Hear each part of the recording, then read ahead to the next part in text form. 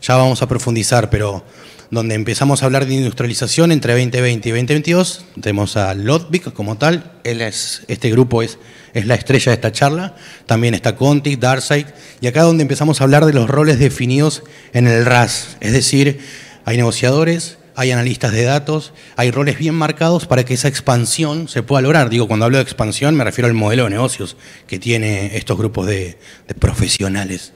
Con lo cual me interesa quedarme en la 4, en la crisis de confianza y en la reconfiguración de los grupos, porque si ven la línea de tiempo, nos vamos a quedar en el 2025, que es el año actual. ¿Por qué nos vamos a quedar acá?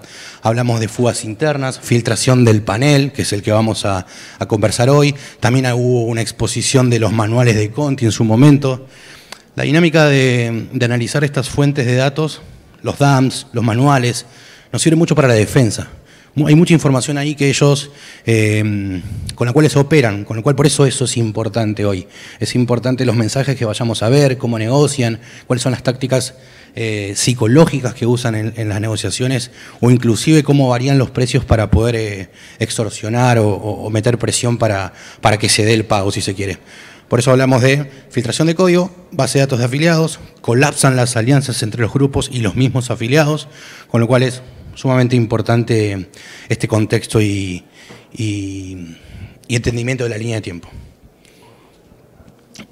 Quisimos poner estas dos gráficas para que se ejemplifique de lo que estamos hablando. Estas dos imágenes corresponden al sitio Onion de Lodvik, cuando las fuerzas del orden, si se quieren, han tomado control del sitio.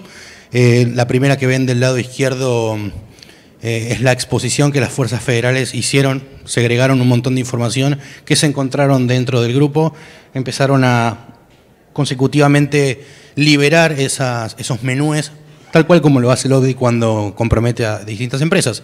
Hay un contador y hay data publicada con diferentes tipos de información, sea herramientas para recuperar, perfilado de los usernames de los asociados o los afiliados, etcétera, etcétera. Y bueno, y la segunda imagen es una imagen ya conocida de la operación Cronos que fue la que afectó a Lodvik o la que lo comprometió como tal.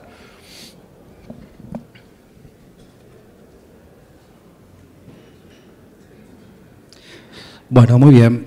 Vamos a hablar un poco de las víctimas de este actor de amenazas. Vamos a hacer un pequeño perfilamiento en donde lo que podemos ver, de un lado son los sectores a los que atacan, cuáles son las industrias, y de otro lado los países. Entonces, tenemos que lo principalmente afectado son los servicios, tecnología y manufactura, que son quizás que algunos de estos no están tan evolucionados tecnológicamente y con sus defensas, pero sí tienen la plata para pagar un rescate. Y con respecto a los países, está muy claro que lo principal a lo que se apunta es Estados Unidos, y los otros países que quedan hasta el quinto puesto son todos de Europa. Esto lo que nos permite ver es el targeteo también del grupo, ¿no? A qué sectores y en qué lugares está operando. Acá ya es una visión de impacto global, donde los colores, los celeste más claro es donde más opera, el blanco es donde no está operando. Entonces esto, más allá de mostrarnos a quiénes atacan, a qué países atacan, también vemos a qué países no atacan. Y acá hay un detalle no menor, una curiosidad si se quiere. Este grupo es ruso. En lo que son los países de Rusia y ex Unión Soviética, no hay ataques. ¿Por qué? Porque el malware tiene una particularidad, que si detecta que el sistema que está atacando tiene lenguaje ruso, frena la ejecución, no hay filtración, no hay cifrado, no pasa nada. Bien, el momento del incidente. Esto marca un antes y un después para lo que es la industria del ransomware, básicamente. El día 7 de mayo del 2025 sufrió un defacement en su página. Ahí podemos ver su sitio en la deep web.onion, en donde lo que sería su portal, donde expone a sus víctimas, encontramos un mensaje que dice "Don't do crime, crime is bad". Esto un mensaje a modo de burla, si se quiere, y a su vez un archivo .zip que nos permitía descargar el dump de la base de datos de este panel donde operaba. Y ahí es donde empezamos a trabajar para poder revisar toda esa información y lo que le vamos a mostrar a continuación.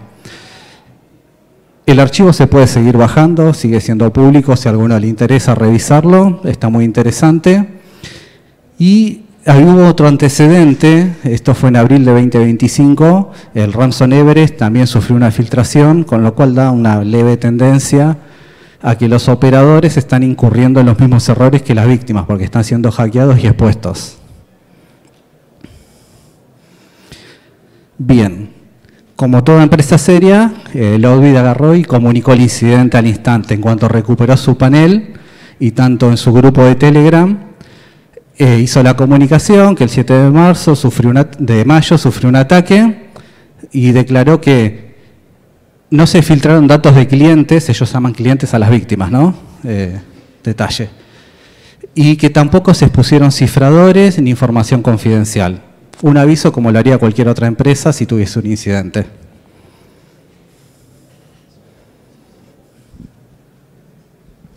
Bueno, vamos a mostrar algunas pantallas de los dampeos.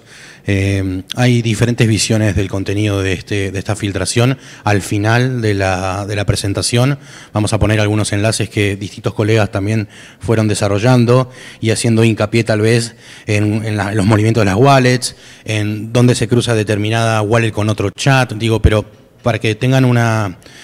Este intenta ser una manera de cómo poder analizar, si se quiere, este tipo de archivos, sobre todo por el nivel de claridad de los textos que se encuentran en este dump.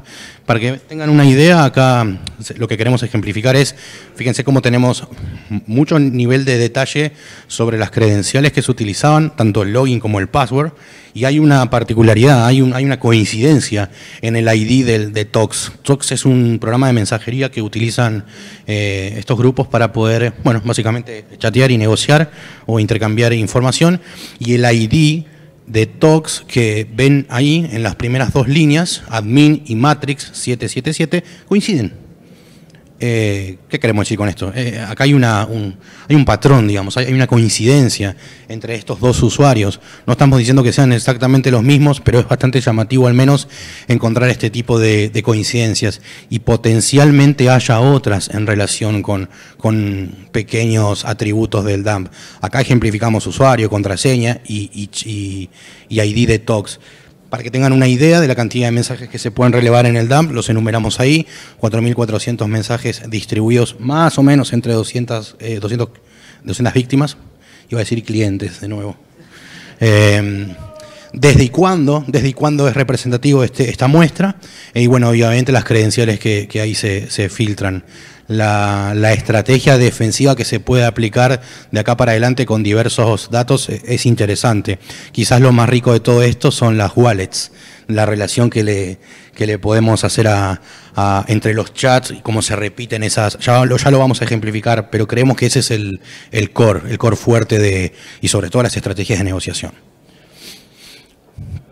Otro ejemplo. Este es un poco más amplio. Acá tenemos las diferentes columnas. Y acá ya bajamos a números. Acá es interesante, porque como les mencionaba, a ver dónde está, línea 2, BTC address. Miren la cantidad de wallets que se ven. Después también tenemos archivos, tenemos cantidad de usuarios, si se quiere, cantidad de visitas. Acá abajo están los usuarios, están las visitas. Esta charla no pretende exprimir al máximo todos los datos. Por eso la primera slide que le pusimos es para que, si quieren, descarguen este dump y le den a ustedes una mirada y un análisis desde su perspectiva o desde su interés. Si su interés es analizar en profundidad las wallets, sacan esas wallets de ese dump y le pueden hacer un análisis diferente, digamos. Pero para que tengan simplemente una cantidad de los atributos que consideramos más importantes, son los usuarios, son los clientes, son los chats, las keys publicadas, ahí se pueden ver las cantidades, pero es importante entender que todos estos valores y todas esas cantidades están dentro del dump, con lo cual es interesante. Avanzamos.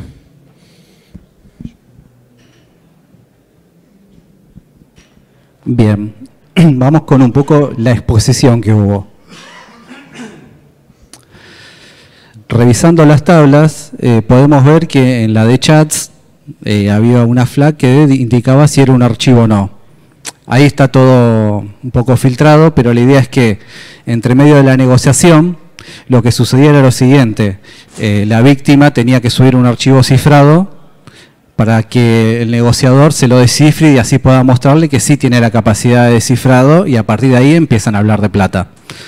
Entre esos archivos, con diversos nombres, algunos tenían nombres de empresa.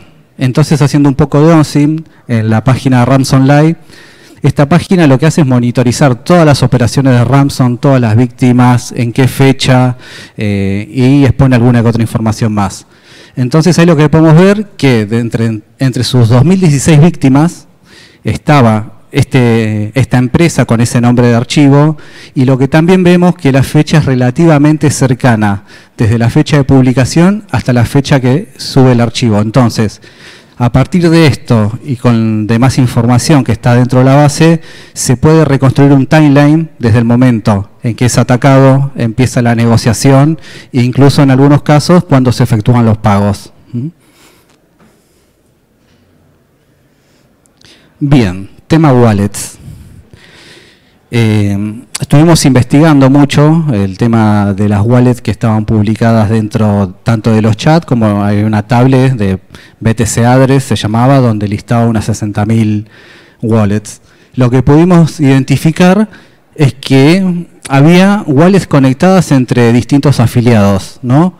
El afiliado User55 tenía 7 wallets que se compartían con otros. El afiliado 43 tenía 5, pero que a su vez también estaban conectadas, al igual que el usuario 25. Entonces, esto de alguna manera nos está dando la pauta de que o que compartían infraestructura o que trabajaban de forma colaborativa, ya que las transferencias se realizaban entre iguales que compartían entre todos los afiliados. Para ir un poquito más en detalle con esto mismo, podemos ver que el usuario 55 es el que más cantidad de iguales tenía. A su vez, el user 43 compartía muchas wallets con el usuario 55, y a su vez el usuario 25 era más independiente, si se quiere, ya que tenía mucho menos compartición de wallets que el otro. Entonces esto es lo que nos permite este tipo de análisis, llevado, si se quiere, más en profundidad, es poder identificar un poco el organigrama y jerarquías que había dentro de la organización, ya que los que más cantidad de wallets manejan y tienen más conectados con otros afiliados, seguramente estarían un escalón más arriba. Bien, vamos a la parte que también nos valimos de los SIN para identificar cierta información. Lo primero que nos sucedió que eran 60.000 wallets, y cuando fuimos a copiar y pegar en una blockchain para ver, después de 10 dijimos, esto no escala, son muchas. Desarrollamos un script en Python que le pega una API que hace la consulta, y de ahí podemos determinar de esas wallets que están dentro de la base de datos, cuáles cuentan con saldo actualmente. Eso nos dio claramente un panorama, y donde se ven wallets con determinadas cantidades de Bitcoin, bueno, nos llamó una que tenía 4 Bitcoins, que es un montón de guita. La consultamos en la blockchain, vemos el saldo, son $484.000 aproximadamente, y cuando vamos a revisar las transacciones, identificamos el siguiente patrón. La wallet primero recibe una cantidad de $126. Una hora después, a las 11:08, recibe los $484.000. Y ahora lo vamos a explicar, Lucho, esta cuestión, porque este patrón se repite en el que en un corto periodo de tiempo se hace una transferencia chica, a modo de prueba quizás, y luego la grande, que es por el total. Esto lo ejemplifica. En la parte de arriba tenemos un chat, una negociación en curso. Ahí se ve el día y la hora.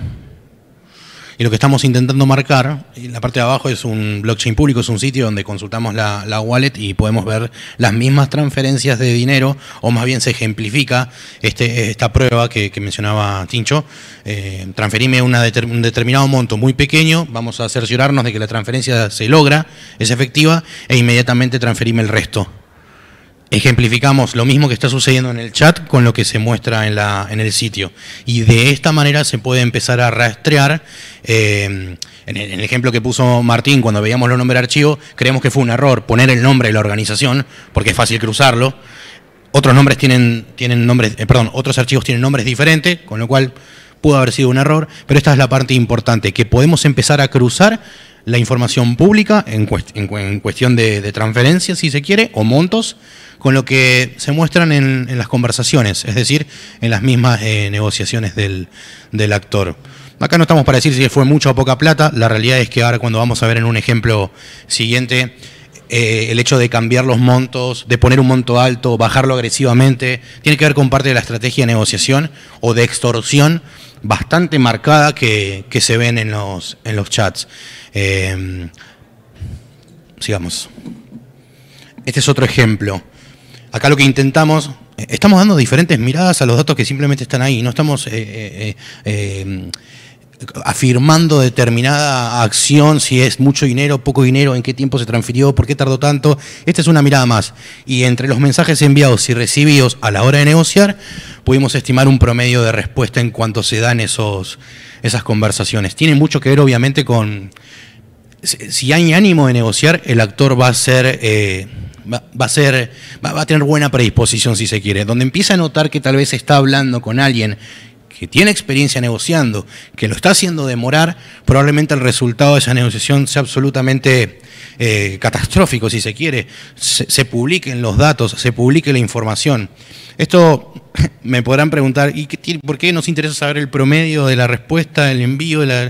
Realmente creo que nosotros también nos lo preguntamos, pero es una mirada más que se le puede hacer a este tipo de información. Saber los promedios de respuesta puede llegar hasta inclusive marcarnos cuándo está activo la persona del otro lado, de qué geografía podría llegar a ser si responde en estos plazos de tiempo.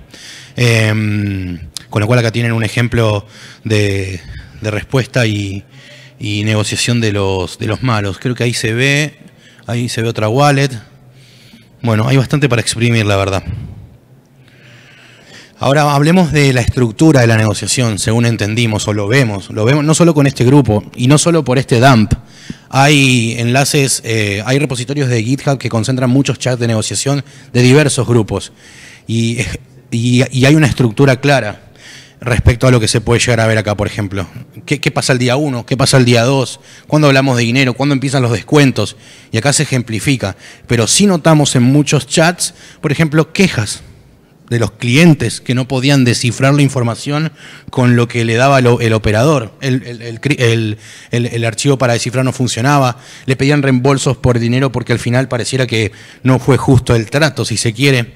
Y bueno, y descuentos como parte de la buena fe que ya lo vamos a ir viendo para que se concrete la negociación, digamos. Hablamos de una suma inicial de un valor bastante alto que me parece que por lo que empezamos a entender cuando vimos estos valores, hay muchos más altos también, pero es un poco también en consecuencia de lo que ellos secuestran y encuentran o pueden hacer esa valoración al número, digamos, ¿no? Claramente ellos analizan los datos sustraídos, analizan los reportes de finanza y el valor asignado, promedio, tiene que ver un poquito con eso, ¿no?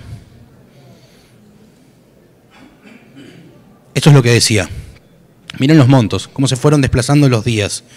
Hay un día puntual, amenaza por 2 le pusimos, que probablemente en ese momento no estén llegando a un acuerdo y el malo diga, mirá que te voy a subir el precio si seguimos con esta situación. Y es un poco lo que le quiere demostrar ahí, con el valor. Y fíjense inmediatamente cómo al siguiente día se lo baja un montón, para llegar a un acuerdo, para que sea satisfactorio la negociación como tal. Si quieren consultar la wallet, está ahí, es del mismo caso que estamos hablando ahora, siempre nos centramos en la misma muestra, pero con la gran cantidad de clientes y ejemplos que hay, se pueden hacer estos mismos ejercicios consecutivamente, si se quiere.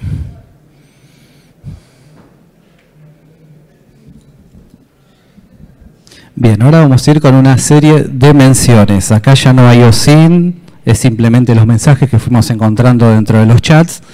Y bueno, esto ya es más opinión, si se quiere. Acá, por ejemplo, vemos el primero que dice que lo toman como una lección aprendida, gracias por la asistencia. Podemos ver un cliente satisfecho, si se quiere. Pero, a su vez, está muy interesado en unirse a ellos, que su trabajo no le gusta. Entonces, acá ya hay una intención de pasarse al lado oscuro, ¿no? Después tenemos otro que dice que ya rompieron las reglas, que el gran jefe, el jefe grande se puede enterar, hace referencia a que quizás son una filial, que hicieron el pago sin contárselo a la casa central. Entonces le piden por favor que borren los chats, cosa que no sucedió porque lo estamos viendo en este momento.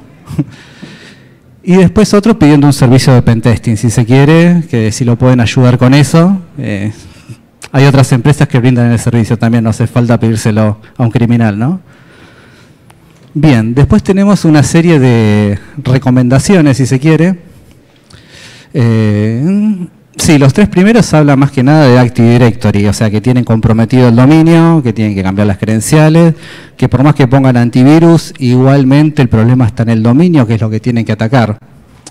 Después más abajo también tenemos gente que habla de que les llegaron mediante phishing, o sea, no hubo nada rebuscado, o sea, simplemente cayeron en un phishing y pasaron. Y en el último tenemos ya una víctima en modo paranoid que preguntó si tenía un insider y le contesta, no hay infiltrados, es un phishing, un gerente básicamente. Así que bueno, esto es un poco lo que se va viendo en las charlas, era súper interesante, no podíamos poner todo porque era un montón y había de todo. Estos son buenísimos porque le dan consejos de seguridad, que seguramente se los habrán pedido, cómo tienen que trabajar las contraseñas, la rotación, la monitorización que hay que hacer sobre la actividad de la red y cualquier recomendación que todos ustedes le habrán hecho al departamento de TI en algún momento. Bueno, los criminales también hacen las mismas recomendaciones.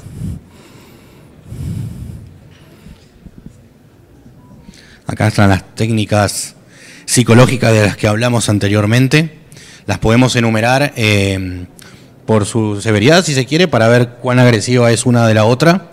Acá hablamos de lo que decíamos al principio, precio inflado, para hacer parecer que al final el precio final es razonable y que conviene negociar, que por favor paguen si se quiere. Se ven en todos los chats, lo vimos enumerado en un ejemplo anterior, pero realmente se ven en todos. Y siempre, de nuevo, en consecuencia a cómo fluye la negociación. Probablemente este patrón puede que no se repita consecutivamente en todos, pero sí es importante entender que a esto es a lo que nos enfrentamos si es que hablamos de negociar. Que es una pregunta bastante frecuente, que ¿qué pasa si empiezo a negociar? La verdad es una valoración que tiene que hacer la propia organización, pero en el caso que se aventuren a esto, probablemente noten estos patrones. Probablemente, de hecho creo que uno de los chats que encontramos decía, te podemos ir pagando de a poquito para que no salten los reportes de finanzas, es como pagar de a pucho si se quiere. Y ¿qué es eso? ¿Qué cosa es esa? Pero bueno, a la hora de negociar se ve absolutamente todo. Hay realidades de clientes, hay realidades de víctimas y hay realidades de a los montos o a los precios que quieren llegar los malos, si se quiere. Y se podría llegar a enumerar todo ese comportamiento, palabra más, palabra menos, tiempos más, tiempos menos, en estos ejemplos. Esto es lo que les decía anteriormente, investigación previa, acceso a reportes financieros de la víctima. Nos encontramos con otro chat que le decía que el precio que se le que le pedían era demasiado caro. La respuesta del malo fue ponerle un reporte de finanzas demostrándole, yo te estoy pidiendo mucho menos que esto, que vos facturás anualmente o en periodos largos de tiempo. Porque está claro que a la hora de negociar los malos tienen mucha información de quién es el director, cómo está enumerado la organización, si tienen o no filiales, si realmente o no es caro el precio. Digo, hay un montón de información que el negociante tiene para aventurarse y creo que hay una desventaja importante porque no estamos del todo seguros si es que el que negocia del lado de la víctima tiene esa misma cantidad de información o qué información tiene para que su negociación sea efectiva. Los dos van a querer sacar un beneficio, ¿no? Tal vez mucho en comparación del precio, por eso hablábamos de me puedes hacer un reporte, me puedes decir una cosita más, todos queremos sacar provecho de eso, ¿no? El tercer ejemplo es esta de la presión temporal, amenazas con duplicar el precio si es que no hay un avance. Eso podría llegar a desesperar, a desesperar a la víctima, quiero decir, si es que es compleja la manera de obtener el saldo, el dinero, conseguir los bitcoins si se quiere. Hay determinados impedimentos en esos puntos, sobre todo si es que hablamos de filiales y sobre todo si es que hablamos de negociaciones o situaciones que no quieren que se conozcan, digamos. Por eso es que la víctima le decía, puedo ir sacando dinero de a poco porque no puede quedar manchado en las transferencias que estoy sacando mucho saldo para pagarle. Falta de empatía. Esto se ve bastante, pero de nuevo, insisto, si se nota que no están avanzando, probablemente esta falta de empatía aparezca a tal punto en donde probablemente el malo ya no responda más y exfiltre la información. Hay un umbral de tiempo aproximado, no sé si eso lo habíamos notado exactamente, pero cuando Tincho, lo van a ver con las slides cuando las compartamos, pero cuando Tincho explicó la relación entre lo que se veía en un sitio que monitorea actores y lo que se veía en el chat, o más bien en los nombres de archivo, el rango de tiempo entre la publicación y los archivos que vimos eran más o menos 1 o 2 semanas. Eso nos da a entender que el patrón de tiempo que manejan usualmente estos grupos es ese plazo de tiempo, entre que existe la publicación de entidad comprometida hasta que realmente los datos se pueden exfiltrar, pasa más o menos ese tiempo. Porque esto es importante, porque también entendiendo desde qué fecha y hasta qué fecha, en el medio podemos inferir que se estuvo negociando y obtener mucha más información de esos plazos de tiempo. El último ejemplo, lenguaje de servicio, soporte técnico, es decir, en los chats que les menciono que son públicos, se pueden llegar a ver cómo el malo pasa una muestra, un archivo descifrado, le pasa un descifrador, lo prueba a la víctima, le dice que no le anda, que qué pasa acá, qué pasa allá.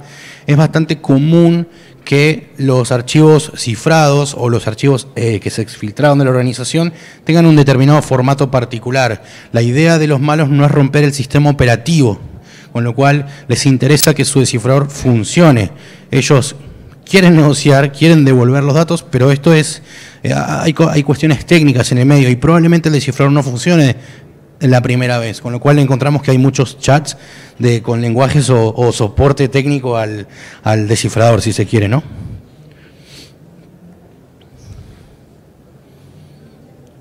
Si contamos la historia completa y si empezamos a hablar de vulnerabilidades encontradas en este dump, se pueden enumerar algunas.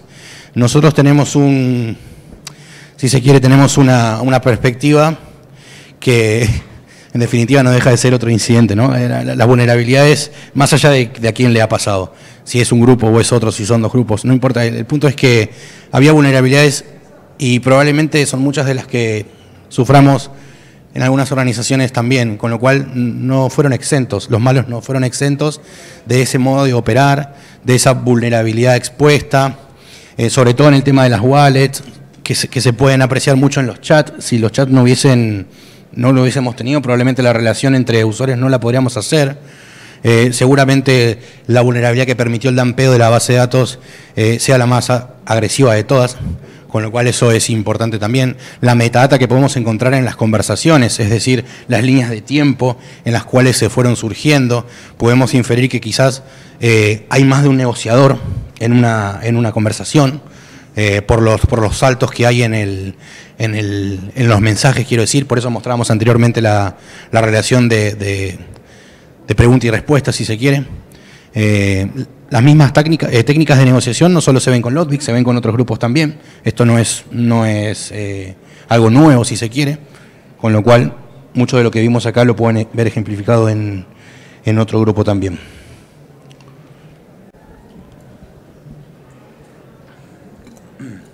Vamos a llegar a algunas conclusiones, vamos a ir cerrando. No sé cómo estamos exactamente de tiempo. Bueno, genial. Vamos a compartir las conclusiones con Tincho, pero nos gustaría que les quede claro que esto que vimos acá es simplemente, nosotros consideramos que raspamos la superficie del dump, pusimos algunos casos de ejemplo de cómo se pueden analizar este tipo de archivos, pero la realidad es que creemos que hay muchísimo más allá adentro, ¿sí? Para aprender, para mejorar las defensas. Si la situación es extrema y se tiene que ir a negociar, sepan con qué se están afrontando, sepan que también esto es un modelo de negocios muy adoptado por los grupos. No sé si tanto ahora hay una baja, tal vez primero que hay muchos grupos nuevos que están saliendo y probablemente mucho tenga que ver con que los afiliados se armaron sus propios grupos para continuar operando, no confiando más en LODBIC, si se quiere, ¿no? Que como hablamos al principio, el mayor de todos los grupos hasta ahora conocidos, y hablamos de estas vulnerabilidades, hablamos de lo que le pasó, hasta nos llegamos a preguntar con Tincho, ¿realmente sucedió o fue una manera de desaparecer? que es bastante curioso si lo pensamos de esa forma también. Con lo cual por eso hablamos del cibercrimen, que adoptó bastante este modelo, B2B, ofreciendo infraestructura, soporte técnico, participación por ganancias, una parte para uno, una parte para el otro. Con lo cual no lo hace cualquiera esto, ¿no? Tiene que tener bastante infraestructura por detrás. Bien, un poco para ir cerrando. Lo que pudimos ver hoy es que a través de esto se pudo detectar patrones claros de comportamiento y las relaciones entre los afiliados. Entonces esto hoy nos muestra que lo que estamos viviendo hoy en día con este tipo de ataques, con inteligencia previa, gestión de accesos, despliegue en etapas, ya estamos hablando de que pasamos de un modelo de un cibercrimen oportunista a la industrialización del ransomware, si se quiere. Y ahora vamos a abrir el espacio para las preguntas, pero mientras tanto le dejamos en pantalla un QR para los que quieran unirse a un grupo de Telegram, donde vamos a estar compartiendo esta presentación y a su vez compartimos noticias relativas a la ciberdefensa de la región. Así que si quieren hacer preguntas, levanten la mano y las hacemos llegar.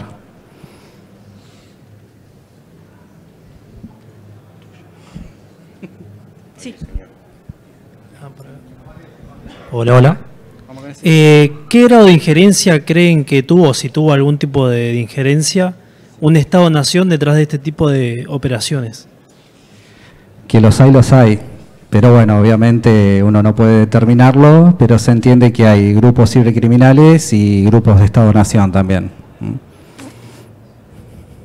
Obviamente nadie va a levantar la mano y decir, soy tal país.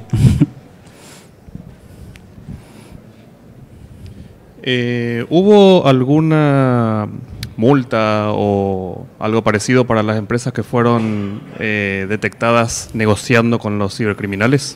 Nosotros nos la denunciamos, pero no hay información al respecto, no, desconozco. Allá avión.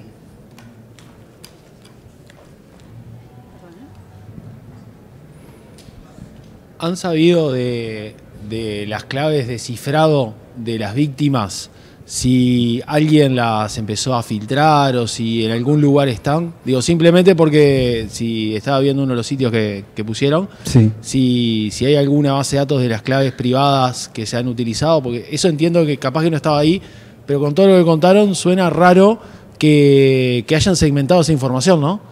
O sea, me parece que si te pones a pensar en la cabeza de ellos, debería estar todo medio cerca, ¿no? Entonces me llama eso la atención por un lado y por otro, si saben de algo que esté sucediendo, que en algún momento alguna, no sé, organización diga, esto es todo lo que encontramos a la vuelta y lo escupa en algún lado. Bien, muy buena la pregunta. Ahí lo que hay claves públicas y privadas, las cuales están asociadas a los descifradores. El tema que por lo que pudimos inferir, por lo que veíamos en las tablas, cada tabla está asociada a un build distinto. O sea, cada vez que deployan con determinado build que está asociado a determinada llave. Pero información sobre públicas y privadas había. No andamos en eso, pero estaba. ¿Alguna más?